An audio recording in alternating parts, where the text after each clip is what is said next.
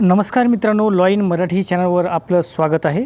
मित्रांनो, दिल्लीतील उत्तमनगरमध्ये अंगावर रंग फेकण्याच्या कारणाने तरुण नावाच्या तरुणाची जमावाने हत्या करण्यात आलेली आहे। या गुन्ह्याला आपण मॉब लिचिंग असे म्हणतो।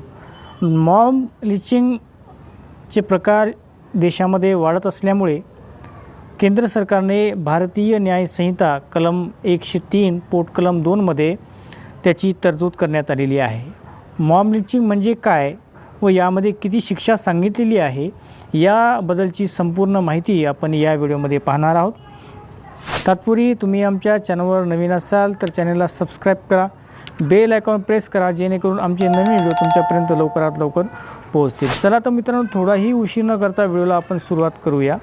मित्रांनो, दिल्लीतील उत्तमनगरमध्ये होळीच्या दिवशी एका छोट्या मुलीने एका मुस्लिम महिलेच्या अंगावर फुगा फेकण्याच्या कारणाने दोन गटामध्ये तणावाचं वातावरण निर्माण झालं होतं। त्यामध्ये तरुण नावाच्या तरुणाला जमावाने जबर मारहाण केली, त्यामध्ये त्या तरुणाचा जागीच मृत्यू झालेला आहे।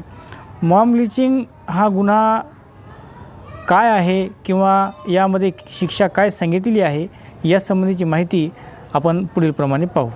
मित्रांनो, भारतीय न्याय संहिता कलम 103 पोटकलम 2 नुसार वंश, जात, समुदाय, लिंग, जन्मस्थान, भाषा, वैयक्तिक श्रद्धेच्या आधारावर 5 किंवा अधिक व्यक्तीच्या गटाने केलेल्या खुनाचा किंवा हत्येला आपण मॉब लिचिंग असे म्हणतो।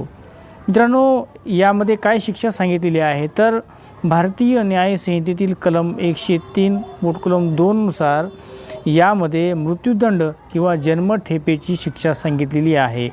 तसेच यामध्ये गंभीर शिक्षेची तरतूदसुद्धा करण्यात आलेली आहे। मित्रांनो, आमचा व्हिडिओ तुम्हाला कसा वाटला ते आम्हाला कमेंट बॉक्समध्ये आम्हाला नक्की सांगा।